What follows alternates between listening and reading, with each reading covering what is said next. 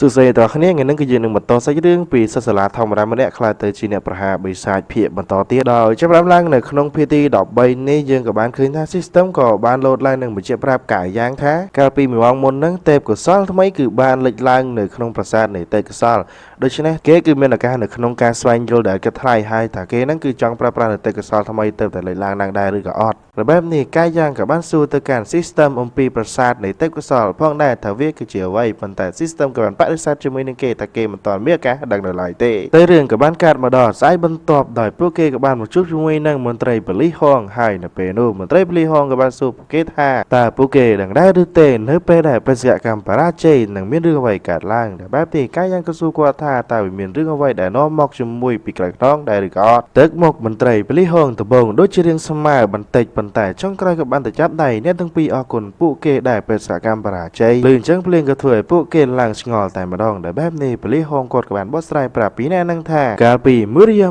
มนกอดคือมีการสร้างไซเตเลอร์ประปวนระบบกอดโดยสารประปวนระบบกอดนั่งแต่กราวเตียงกันด้านจบสำลังมาเมื่อกอดแดงจำลายให้มาล้อมากาลเนื้อเครื่องมันตุบตึกแต่ลือสำเลงจำลายเฉียนเอกดมบงกอดคือเกิดท่าประปวนระบบกอดคือโดยชื่อมนุษย์เต้งจังก็ชื่อมนุษย์ได้วงเวงเหมือนตอนดับแยกเนื้อเต้ก็ซอลปนแต่ดอกเปย์ชงกราวกอดคือมีการสร้างไซเตเลอร์ประปวนระบบกอดเนื้อเปย์ได้บนเชียงแคบเกียร์ยาจำลายโดยแต่กอดบานที่รอบนี้โดยเฉพาะวีก็ชื่อมูลหายได้กอดมีการสร้างไซเตเลอร์ประปวนระบบกอดมกรอกเนี่ยตั้งปีตั้งเปียปุกเกอ่อยทั่วการจัดการแต่การประปวนระบบกอดปลุกกอดโยธาประปวนระบบกอดคือจิตสัตว์จำลายได้บานดังทากอดคือจิมโนได้บานดับเชะในสมัติเพียบเตกซอลไฮของไม่กำรงของการสำหรับกอดในไข่หนามวยผลแต่ไวๆครบยางเวียบายจีเตอร์ปาราเจตัวเวงนี่คือวิจิเรื่องล้อสำหรับกอดตัวเวงบามันโดยชนะเตกอดหนังเตอร์มีนวิเบรสอะไ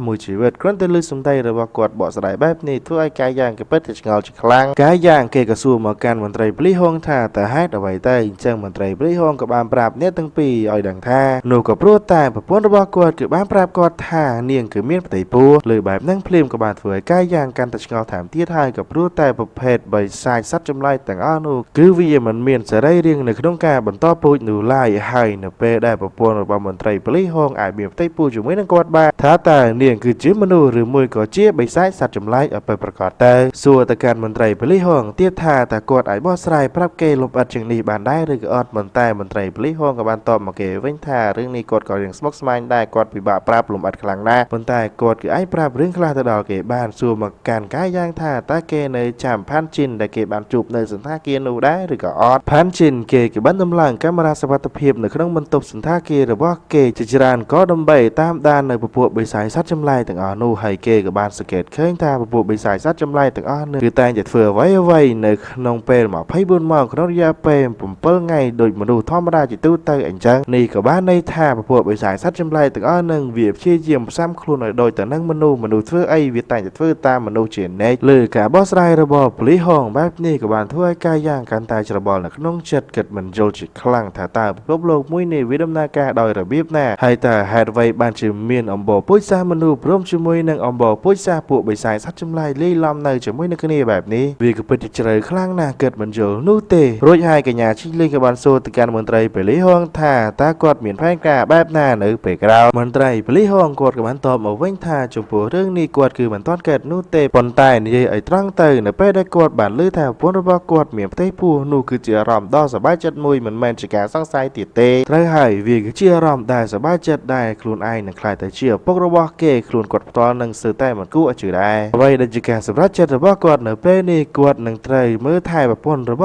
บกอดกับครูแต่พนระบบกอดไอแบบการเก้าหนึ่งกอดบ้านลื่นเชิงกันยาชิงลิงเหมือนพฤติกรรมจิคลังหนึ่งสู้มากอดท่าตากอดกูไทยเหมือนได้ด้วยเตะจบประสันบาแบบพนระบบกอดมันแมนชิมนูปนตาเนียงคือเจี๊ยบใบสายซัดจำลายเวงแต่กอดเกิดแบบนั้นปลีห้องกอดกับบ้านตอบมาการกันยาชิงลิงเวงท่ามันให้เตะชงชวาจีดังไฮปนตาตัวเจียงหน้ากระดอยเนียงคือชีพพนระบบชมให้กับปุ่งปัวปูโกนระบบชมหรือสมได้แต่ครั้งเรียบเชียร์สเพียบรอระบบปลีห้องแบบนี้สมใบแต่ก้ายางขีกับบ้านเกิดในครั้งเจ็ดพ้องได้ทักประสันบาจิเกเวงกอดเฟอร์โดเจียมันไตรปลีห้องได้มันไอสำหรับมนุษย์ที่สลายบ้านหนูเตะตัวใบจะพวกเกเจียใบสายซัดจำลายก่อดาวมันโตหมอกมันไตรปลีห้องกับบ้านปราบเนี่ยตั้งปีแต่ประตูใบจะพวกกวาดหาโดยจิจองดอกคลุ้นก็ได้บนแตกกวาดหนังชี้ยิ้มพร้อมจะบอลต่อพวกเกชินเอกหนังชี้ยิ้มช่วยพวกเกไปแข่งใกล้ขนอยออกปีสมัติปีตาไว้ในกอดไอเฟอร์บ้านเหมือนจำอยู่กันยาชิงลิงกับบ้านสู้ตะการมันไตรปลีห้องท่าตาเมียนวิธีขนมการดำล่างเนื้อก កម្រិតសមត្ថភាពមែនដែរឬក៏អត់លឿនចឹងភ្លាមប៉លីហងក៏សួរមកនាងវិញថាតើហេតុអ្វីបានជានាងសួរបែបនេះនាងធ្លាប់ដំឡើងនៅកម្រិតសមត្ថភាពទេកសលមែនដែរឬក៏អត់កញ្ញាឈីងលីងក៏បានតបមកវិញថានោះមិនខុសនោះទេកម្រិតអតិថិរបស់នាងគឺធ្លាប់បានឡើងពីកម្រិតឯណោះពីកម្រិតទី1ដល់កម្រិតទី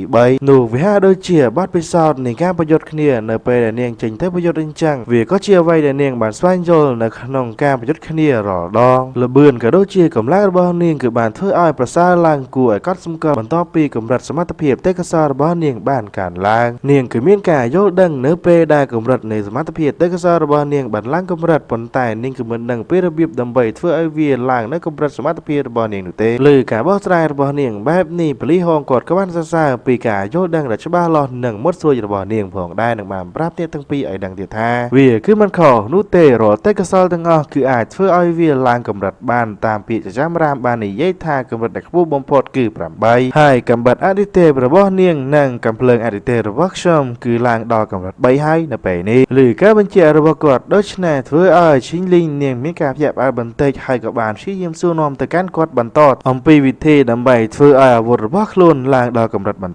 លីហងគាត់ក៏បានញញឹមបន្តិចនឹងបានប្រាប់មកកាន់កញ្ញាឈីងលីងវិញថាចំពោះរឿងនេះគាត់គឺមិនអាចប្រាប់បាននោះទេព្រោះវាគឺច្បាប់របស់គាត់ដែលបែបនេះក៏ដល់វេនដែលកាយយ៉ាងសួរមកកាន់ប៉លីហងវិញម្ដងអញ្ចឹងប៉លីហងក៏បានឲ្យគេសួរមកកាន់គាត់តែម្ដងទៅកាយយ៉ាងក៏បានសួរមកកាន់ប៉លីហងថាតើខ្លួនអាចមើលឃើញពួកគេទាំងអស់នោះដោយរបៀបណាទៅពីព្រោះគ្រាន់តែប្រជាជននៅក្នុងក្រុងនេះឬក៏ក្រៅក្រុងវាមានច្រើនរាប់ពាន់អ្នករាប់ម៉ឺនអ្នករាប់សែនអ្នកទៅហើយចំណែកឯមនុស្សដែលបានភ្ញាក់ដាស់នៅសមត្ថភាពទេពកោសល្យវិញយ៉ាងច្រើនមានត្រឹមតែ 1% នៃចំនួនប្រជាជនទាំងអស់តែប៉ុណ្ណោះគេគឺពិតជាចង់ដឹងខ្លាំងណាស់ថាពួកគេទាំង3នាក់នឹងអាចជួបគ្នាបានហើយចោះចំណែកអ្នកផ្សេងទៀតអាចជួបគ្នាបានដោយរបៀបណាតើពួកគេបានរួបរายគ្នាហើយមិនដែរឬទេចំណែកឯមន្ត្រីប៉ូលីសហងគាត់គឺគួរតែជាអ្នកដែលស្ថិតនៅក្នុងអង្គភាពណាមួយជាមិនខានទើបគាត់អាចនិយាយថាគាត់គឺមានច្បាប់ដែលពិបាកប្រាប់នៅរឿងផ្សេងជាខ្លាំងប៉ូលីសហងគាត់ក៏បានតបទៅនឹងសំណួររបស់កាយ៉ាងវិញថាវាពិតជាមិនខុសនោះទេគាត់គឺស្ថិតនៅក្នុងអង្គភាពមួយគ្រាន់តែថាគាត់គឺស្ថិតនៅខាងក្រៅអង្គភាពតែប៉ុណ្ណោះពីព្រោះគាត់មិនស័ក្តិសមជាមួយនឹងពួកគេនោះទេធ្វើមុខស្រពោនបន្តិចប្រាប់អ្នកទាំងពីរថាដោយសារតែគាត់នេះគឺខ្សោយពេកគ្រាន់តែឮថ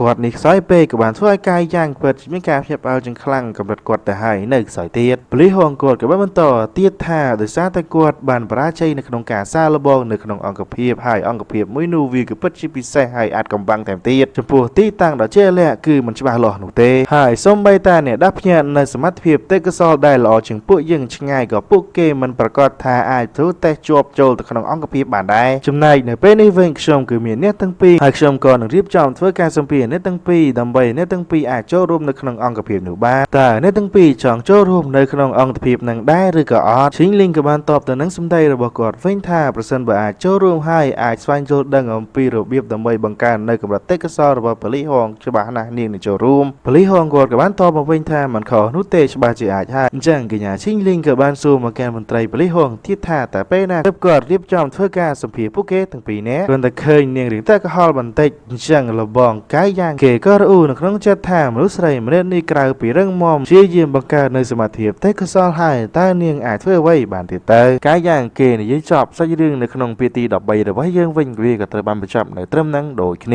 ាចាប់ដើមឡើងនៅក្នុងភាគទី14នេះបន្ទាប់ពីរយៈពេល2ថ្ងៃក្រោយមកកាយយ៉ាងធ្វើដំណើរម្នាក់ឯងនេះគេក៏បាននិយាយផងដែរថាពេលវេលាជាលក្ខដែលត្រូវសម្ភាសជាមួយនឹងអង្គភាពចូលរួមនៅក្នុងអង្គភាពនោះគឺវាមិនជាលក្ខនោះទេព្រោះវាបានកន្លងផុតអស់រយៈពេល2ថ្ងៃទៅហើយដកដង្ហើមធំបន្តិចនឹងរអ៊ូទៀតថាបន្ទាប់ពីកម្លាំងផ្លូវចិត្តរបស់គេបានកើនឡើងយឺនទាំង5របស់គេក៏បានកើនឡើងនិងថែមទាំងមានភាពមុតស្រួលជាខ្លាំងផងដែរតែទៅពេលនេះគេគឺមានអារម្មណ៍ថាដូចជាមានមនុស្សកំពុងតែតាមដានគេអញ្ចឹងដោយសារតែអញ្ចឹងកាយយ៉ាងគេក៏បានម្លាក់ខ្លួននៅគៀនជ្រុងមួយរួចបន្ទាប់ពីលើសម្រាប់ជើងអ្នកដែលតាមដានគេដើរមកក្បែរនឹងគេក៏សម្រុកទៅចាត់ការតែចៃដន្យនាងគឺជាសវណ្ណស៊ីស៊ីដែលជាមិត្តរួមថ្នាក់របស់គេតែប៉ុណ្ណោះមិនមែនជាបិសាចស្អីនោះទេដោយសារតែបែបហ្នឹងកាយយ៉ាងក៏បានសុំទោសនាងដែលគេចេញមកញ៉ែនាងបែបនេះធ្វើឲ្យនាងផ្លត់ជើងក្រឹកជើងនឹងឯងចំពោះកាយយ៉ាងខ្លួនគេផ្ទាល់វិញក៏មានភាពងឿងឆ្ងល់ដែរហេតុអ្វីបានជានាងមកតាមខ្លួនតែគេកងខ្វល់ច្រើនទៀតដែរគ្រានាងអីឡាយរួចហើយក៏បានជូននាងទៅសម្រាកនៅកន្លែងម៉ាត់ក្បែរហ្នឹងកាយយ៉ាងក៏និយាយយើងបានដឹងទៀតផងដែរថាកុមារភាពរបស់គេព្រមជាមួយនឹងវ័យហើយក៏មានវ៉ាន់ស៊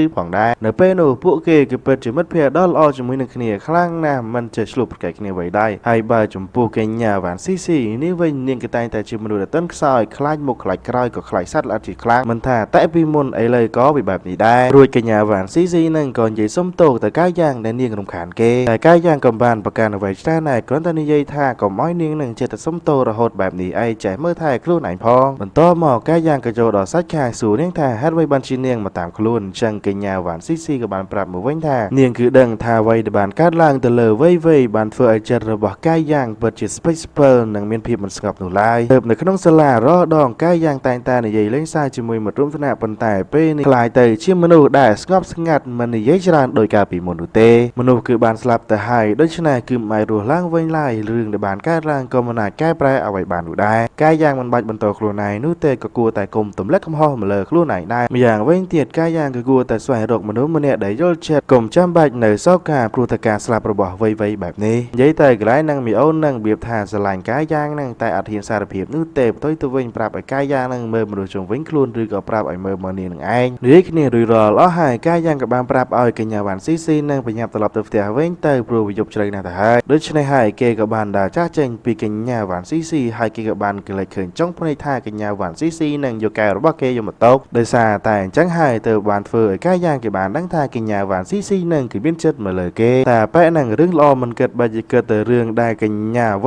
័យនឹងចូលចិត្តគេស្រឡាញ់គេរបៀបថាចង់លេបគេចង់ស៊ីគេក្នុងទម្រង់ដែលនាងគឺជាបិសាចសត្វចម្លែកនឹងឯងធ្វើឲ្យគេឡើងព្រឺសបុកខ្ញាក់កើតមកដល់ពេលដែលគេធ្វើដំណើរតាមផ្លូវតែម្នាក់ឯងគេក៏នៅតែមានអារម្មណ៍ថាមានអ្នកតាមដានគេនៅឡើយជាយាមសង្កេតមើលជុំវិញខ្លួនរបស់គេហើយបន្តិចក្រោយមកក៏បានឃើញថាម្នាក់នោះគឺជាផាន់ជូនបានរត់មកតាមគេនឹងឯងគេរត់មកយ៉ាងត្រហេបត្រហប់ភ័យផងអីផងប្រាប់កាយយ៉ាងឲ្យជួយគេផងដៃរបស់គេក៏ដូចជាមិនសូវស្រួលនោះទេអញ្ចឹងកាយយ៉ាងប្រាប់ឲ្យគេនិយាយឲ្យច្បាស់បន្តិចទៅមើលមានរឿងអ្វីលើដៃគេឲ្យប្រកបអញ្ចឹងផាន់ជិនក៏បានបង្ហាញដៃរបស់គេឲ្យតែកាយយ៉ាងមើលតែកាយយ៉ាងមើលឃើញអ្វីសោះតែដៃរបស់ផាន់ជិននៅសឹកសក់ក៏ស្រាប់តែលេចឡើងនៅក្របភ្នែកមួយគ្របនឹងប្រែទៅជាដៃបិសាចសត្វចម្លែកផាន់ជិនគេមិនអាចបញ្ជាដៃមួយនឹងបាននោះទេដៃមួយនឹងវាក៏បានច្បាច់ក៏កាយយ៉ាងលើកឡើងទៅលើធ្វើឲ្យកាយយ៉ាងពិបាកដកដង្ហើមជាខ្លាំងដូច្នេះកាយយ៉ាងក៏បានដកកំបិតរបស់គេមកចាក់លើដៃមួយនឹងប៉ុន្តែវាក៏បានសរុបកំបិតរបស់កាយយ៉ាងចូលទៅក្នុងបែបនេះក៏បានធ្វើឲ្យកាយយ៉ាងគេលើកភ្ញាក់ផ្អើលយ៉ាងខ្លាំងតែម្ដងហើយក៏បានឃើញស្រមោលរបស់កញ្ញាវ័យពីខាងក្រោយខ្នងរបស់ផាន់ជិនតែទៀតទន្ទឹមជាមួយនឹងមានភាពអាសន្នយ៉ាងខ្លាំងបែបនេះវងស៊ឺខៃគេក៏បានលេចខ្លួនមកពីកន្លែងណាក៏មិនដឹងរួចហើយក៏បានហក់ធាផាន់ជិនធ្វើឲ្យដៃរបស់គេរបូតចេញពីករបស់កាយយ៉ាងធ្វើឲ្យកាយយ៉ាងដកដង្ហើមស្ទើរតែមិនចង់ដល់គ្នានោះទេហើយដៃបិសាចសត្វចម្លែកនៅលើខ្លួនរបស់ផាន់ជិនវិញវាក៏ព្យាយាមធ្វើការវាយប្រហារមកកាន់នេះទាំងពីរម្ដងទៀតអញ្ចឹងហើយផាន់ជិនក៏បានអាស្រ័យប្រាប់ឲ្យពីរនាក់នឹងបញ្ញារត់គេចខ្លួនភ្លាមទៅទុកឲ្យគេនៅតែម្នាក់ឯងបានហើយព្រោះគេមិនអាចបញ្ជាដៃរបស់គេបាននោះទេដៃរបស់គេអាចនឹងសម្លាប់អ្នកទាំងពីរបើអ្នកទាំងពីរមិនរត់គេចកំឡុងពេលដៃបិសាចរបស់ផាន់ជិនសម្រុកមកវាយប្រហារពួកគេទាំងពីរនាក់អញ្ចឹងហើយវងស៊ឺខៃនឹងគេបានបញ្ចេញដៃដ៏ធំរបស់គេធ្វើឲ្យកាយយ៉ាងគេមានភាពញាក់ផ្អើលយ៉ាងខ្លាំងក៏មិនដឹងថាដៃរបស់វងស៊ឺខៃនឹងមានរឿងអ្វីកើតឡើងទៅបានជាបែបនេះនោះដែរហើយសាច់រឿងនៅក្នុងភាគទី14នេះវាត្រូវបានបញ្ចប់នៅត្រឹមនឹងតែម្ដងដូចគ្នាចាប់ផ្ដើមឡើងនៅក្នុងភាគទី15នេះយើងក៏បានឃើញថាដៃរបស់វងស៊ឺខៃប៉ុនណានៃតែម្ដងទាំងសងខាងសម្រុកចូលទៅតបទល់ជាមួយដៃបិសាចរបស់ផាន់ជិនដោយមានភាពងាយស្រួលជាខ្លាំងមិនពិបាកសំបីតែបន្តិចរួចហើយវងស៊ឺខៃនឹងក៏បានច្របាច់ដៃបិសាចសត្វចម្លែករបស់ផាន់ជិនឡើងខ្ទេចខ្ទីតែម្ដងធ្វើឲ្យដៃរបស់ផាន់ជិនត្រឡប់មកសភាពដើមវិញដោយសារតែបែបហ្នឹងហើយក៏បានធ្វើឲ្យកាយយ៉ាងកាន់តែមានភាពជាប់ផ្អើលជាមួយនឹងកម្លាំងដ៏ខ្លាំងក្លារបស់វងស៊ឺខៃនឹងឯងគេក៏និយាយផងដែរថាមើលទៅកម្លាំងថាមពលរបស់វងស៊ឺខៃនេះគឺខ្លាំងក្លាជាងកម្លាំងរបស់បិសាចសត្វចម្លែកដែលជាវ័យទៅទៀតហើយថាគេគួរតែរត់គេចពីវងស៊ឺខៃដែរឬក៏អត់រួចហើយវងស៊ឺខៃនឹងក៏បានមកកាយយ៉ាងវិញអ៊ុតប្រាប់គេថាឃើញដែរឬទេកម្លាំងដ៏ខ្លាំងក្លានៃដៃសងខាងរបស់គេអស្ចារ្យដែរឬក៏អត់គេថែមទាំងអរគុណទៅកាយយ៉ាងទៀតផងអំពីវិធីសាស្ត្រនៅក្នុងការហ្វឹកហាត់កម្លាំងរាងកាយនិងថាមពលរបស់គេឬសម្ដីប្រមាណម៉ាត់របស់គេបែបនេះធ្វើឲ្យកាយយ៉ាងគេរៀងធូរទ្រូងបន្តិចហើយក៏សង្ហាចិត្តពីសម្ដីរបស់គេបាននិយាយថាគេនឹងនៅតែល្ងងដដែលមិនចង់វិញឆ្ងាយអ្វីទៀតដូច្នេះកាយយ៉ាងក៏សរសើរគេតែម្ដងដើម្បីកុំឲ្យគេនឹងសង្ស័យច្រើនទៀតសរសើរគេផងប្រាប់គេផងទៀតថាគេនៅឬទេខ្ញុំគឺធ្លាប់បានប្រាប់ឯងថាឯងគឺជាកំពូលវីរបុរសមួយក្នុងចំណោម1លានអញ្ចឹងពេលនេះឯងគឺជាខ្ញុំហើយឬនៅវងស៊ឺខៃម្នាក់នេះបានតែគេសរសើរនឹងគឺញឹមបិទមាត់អត់ចិត្តនោះឡើយបន្តមកទៀតវងស៊ឺខៃក៏បានសួរកាយយ៉ាងថាគួរទៅធ្វើអ្វីចំពោះអាកាម៉ាប់ម្នាក់ហ្នឹងដោយសារតែគេគឺជាជនក្បត់អញ្ចឹងតើគួរសម្លាប់គេនៅនឹងកន្លែងដែរឬក៏អត់កាយយ៉ាងក៏បានខត់វងស៊ឺខៃកុំឲ្យសម្លាប់ផាន់ជិននិងបញ្យល់ប្រាប់វងស៊ឺខៃថាផាន់ជិនម្នាក់នេះគេធ្វើដោយអចេតនានោះទេគេគ្មានបំណងសម្លាប់ខ្លួនឡើយអញ្ចឹងពួកយើងគួរតែនាំគេត្រឡប់ទៅផ្ទះសិនទៅព្រោះនៅក្នុងរឿង รื่องนี้เป็นฉบับที่มีเรื่องเอาไว้จำเลยครั้งการมาដល់ពេលដែលពីរអ្នកនឹងគេនាំផាន់ជីនត្រឡប់មកកាន់ផ្ទះនឹងចងគេនៅលើកៅអីទន្ទឹមនោះផាន់ជីនគេក៏បានទាំងខ្លួនលំមហើយក៏រៀងស្លន់បន្តិចដែរស្រែកសួរកាយយ៉ាងថាហេតុអ្វីបានជាគេធ្វើបែបនេះលើខ្លួនហើយមានរឿងអ្វីកើតឡើងឲ្យប្រកាសទៅកាយយ៉ាងក៏បានបោះស្រាយប្រាប់គេថាដោយសារតែពួកគេទាំងពីរអ្នកមិនដឹងថាផាន់ជីននឹងជាបិសាចសត្វចម្លែកឬមួយក៏ជាមនុស្សឲ្យប្រកាសនោះទេផាន់ជីននឹងនៅតែប្រកែកថាគេមិនមែនជាបិសាចសត្វចម្លែកនោះទេគេគឺជាមនុស្សដែលដាស់ភ្ញាក់នៅសមត្ថភាពទេពកោសលក្រែងកាយយ៉ាងបានដឹងពីទេពកោសលរបស់គេហើយមែនទេចំពោះកាយយ៉ាងផ្ទាល់វិញគេក៏រៀងមានភាពងឿឆ្ងល់ជាខ្លាំងនិងចង់កៀងយោបល់តែម្ដងបែងចែកមិនដាច់ថាផាន់ជីនគេគឺជាបិសាចសត្វចម្លែកឬមួយក៏ជាមនុស្សឲ្យប្រកាសបើសិនជាគេជាបិសាចសត្វចម្លែកហេតុអ្វីបានជាគេដាស់ភ្ញាក់នៅសមត្ថភាពទេពកោសលហើយបើសិនមកគេជាមនុស្សហេតុអ្វីបានជាគេមានដៃបិសាចដែលមិនអាចបញ្ជាបានបែបនេះដើម្បីឲ្យកាន់តែច្បាស់គឺត្រូវតែធ្វើការបញ្ជាក់មួយអញ្ចឹងកាយយ៉ាងក៏បានប្រាប់ឲ្យវងស៊ូខៃសេរ៉េឬកូនជ្រូកទាំង3ឲ្យលបងផាន់ជីនមើលបន្តិចទៅលឺអញ្ចឹងព្រាមធ្វើឲ្យវងស៊ូខៃឡើងចង់គាំងដែរនឹងប៉ុន្តែគេក៏បានតវ៉ាអិចច្រើនដែររៀបចំឲ្យកាយយ៉ាងតែម្ដងកំឡុងពេលដែលពីរអ្នកនឹងបានសេរីរឿងកូនជ្រូកឲ្យផាន់ជីនមើលមន្ត្រីប៉ូលីសហងគាត់ក៏បានធ្វើដំណើរមកដល់ដូចគ្នាលឺសំឡេងពួកគេកំពុងតែធ្វើអ្វីតែប្រេតប្រដាអញ្ចឹងហើយក៏បានសួរពួកគេផាន់ជីនគ្រាន់តែឃើញមន្ត្រីប៉ូលីសហងព្រាមធ្វើឲ្យគេឡើងញាក់សាច់តែម្ដងភ័យស្លន់ផងអីផងបញ្ញាបោះស្រាយប្រាប់មន្ត្រីប៉ូលីសហងថាពួកយើងមិនបានធ្វើអ្វីចម្លែកនោះទេគ្រាន់តែថាលបងកាយយ៉ាងគាត់ចង់ធ្វើតែមកលើខ្ញុំតែប៉ុណ្ណោះឮថាធ្វើតែមកលើផាន់ជីនបែបនេះធ្វើឲ្យមន្ត្រីប៉ូលីសហងគាត់មានភាពងឿឆ្ងល់ដោយសារតែការធ្វើតែនឹងឯងគាត់ក៏និយាយផងដែរថាគាត់ពិតជាមិនបានដឹងសោះថាវិធីនេះអាចធ្វើការតេស្តទៅលើមនុស្សដែលវាដឹងនៅសមត្ថភាពទេពកោសលបានសោះកាយយ៉ាងក៏បានតបទៅនឹងសម្ដីរបស់គាត់វិញថាវិធីនេះច្បាស់ជាអាចធ្វើតែបានគ្រាន់តែថាវារៀងយឺតយ៉ាវជាងវិធីផ្សេងបន្តិចហើយចំពោះផាន់ជីនគេក៏គួរតែនៅតែជាមនុស្សនៅឡើយទេមិនចង់និយាយអូកាឡាអ្វីច្រើនមន្ត្រីប៉ូលីសហងក៏បានប្រាប់ឲ្យផាន់ជីនបញ្ញាបោះស្រាយរឿងដែលបានកើតឡើងមកតែបែបនេះផាន់ជីនក៏ចាប់ផ្ដើមបោះស្រាយប្រាប់អ្នកទាំងអស់គ្នាឲ្យបានដឹងថាកាលពីយប់មួយនោះគេក៏បានសម្រាកនៅក្នុងផ្ទះជាធម្មតាហើយគេក៏បានកលេចឃើញឆ្មាដ៏ស្រស់ស្អាតមួយដែលគិតថាឆ្មានោះវាឃ្លានចំណីអញ្ចឹងគេក៏បានដាក់ចំណីឲ្យឆ្មានោះគ្រាន់តែថាឆ្មានោះឃើញគេភ្លៀងក៏បានហក់មកខាំដៃរបស់គេផ្លេតតែម្ដងបន្ទាប់ពីឆ្មាខាំគេហើយគេក៏បានស្លាប់ហើយដៃរបស់គេក៏ចាប់ផ្ដើមមានបញ្ហាតាំងពីពេលនោះមកគេក៏ស្វែងរកកាយយ៉ាងដើម្បីឲ្យជួយដោះស្រាយរឿងនេះផងដែរប៉ុន្តែនៅពេលដែលទៅដល់ដៃរបស់គេក៏ប្រែទៅជាដៃបិសាចសត្វចម្លែកហើយក៏បើកការវាយប្រហារទៅលើលបងកាយយ៉ាងបែបនេះខ្ញុំគឺគ្មានបំណងវាយប្រហារមកកាន់គាត់នោះទេវាបែបនេះដោយសារខ្ញុំមិនជាដៃរបស់ខ្ញុំមិនបានស្ដាប់ការបោះស្រាយរបស់ផាន់ជីនរួចហើយប៉ូលីសហងនឹងគាត់ក៏បានបោះកំប៉ុងភេសជ្ជៈរបស់គាត់ចេញធ្វើមុខមាំរួចហើយក៏និយាយថាខ្ញុំគឺសំដោគ្រាន់តែឃើញអាកប្បកិរិយារបស់គាត់បែបហ្នឹងក៏បានធ្វើឲ្យគ្រប់គ្នា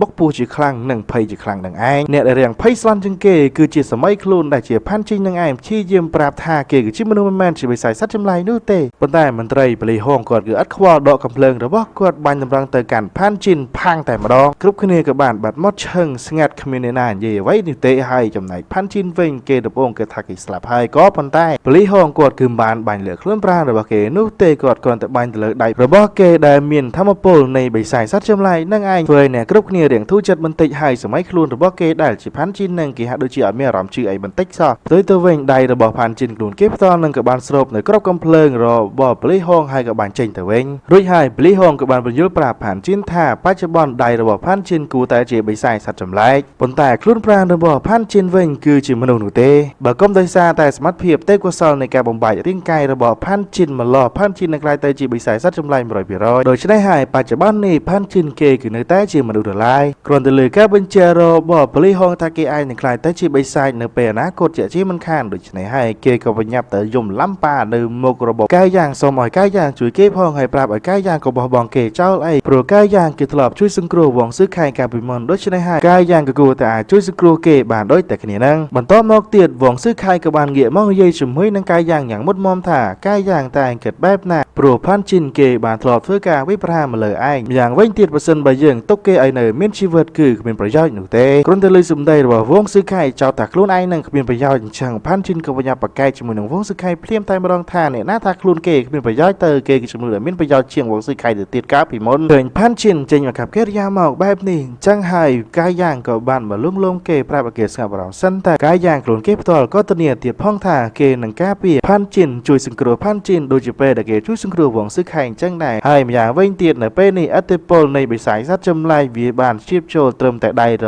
បស់ផាន់ជិនតែប៉ុណ្ណោះប៉ុន្តែប្រសិនបើពេលអនាគតកម្លាំងអតិពលនៃបិសាចសត្វចម្លែកវាបានជៀបចូលពេញរាងកាយរបស់ផាន់ជិនវិញខ្លួនគេផ្ទាល់នឹងមិនធានាទាំងទេបន្ទាប់ពីទទួលបានការបញ្ជាក់ពីការចាងដូច្នេះរួចហើយធ្វើឲ្យផាន់ជិនទាំងស្ងប់ចិត្តបន្តិចនឹងបានតបទៅកាន់សម្ដីរបស់កាយ៉ាងវិញថាបើដល់ពេលនោះពិតមែនកាយ៉ាងសម្លាប់ខ្លួនគេចោះគេមិនថាអីថាវ៉ាន់មិនប្រកាន់ទៅលើកាយ៉ាងអ្វីនោះទេបន្ទាប់ពីសម្រួលគ្នាហើយអស់អញ្ចឹងប៉ូលីសហងគាត់ក៏និយាយផងដែរថាបើដូច្នេះពិតមែនមិនអីនោះទេហើយចាយដល់សាច់រឿងនៃភាគទី15វិញក៏ត្រូវបានបញ្ចប់នៅត្រឹមហ្នឹងផងដែរអូខេហ្នឹងហើយបងប្អូនសាច់រឿងគឺធ្វើឲ្យបញ្ចប់ហើយចុងក្រោយក៏មាននិយាយច្រើនដែរក្រៅពីសូមទោសអ្នកទាំងអស់គ្នាដែលបានចេញមកវីដេអូពេញហ្នឹងហើយក៏ដូចជាស្ងាត់ឈឹងនោះក៏ដោយសារតែមានបញ្ហាច្រើនពេក admin ដោះស្រាយចេញទេអញ្ចឹង admin គឺត្រូវការទាញពេលវេលាទាំងអស់ហ្នឹងមកដោះស្រាយរឿងរបស់ admin ឲ្យចេញរួចរាល់អស់សិនអញ្ចឹងណាទៅតែពេលមួយរយៈចុងក្រោយនេះ admin បានដោះស្រាយរួចអស់ហើយអញ្ចឹងគឺអាចមានពេលវិលត្រឡប់មកសម្រាប់រឿងជូនអ្នកទាំងអស់គ្នាទស្សនាវិញបានជាធម្មតាហើយអញ្ចឹងអ្វីដែល admin ចង់និយាយក៏ដូចជាមានតែប៉ុណ្្នឹងដែរទេបាយបាយជម្រាបលាជួបគ្នាជាមួយនឹងវីដេអូក្រោយក៏ដូចជាភាគបន្តទៀត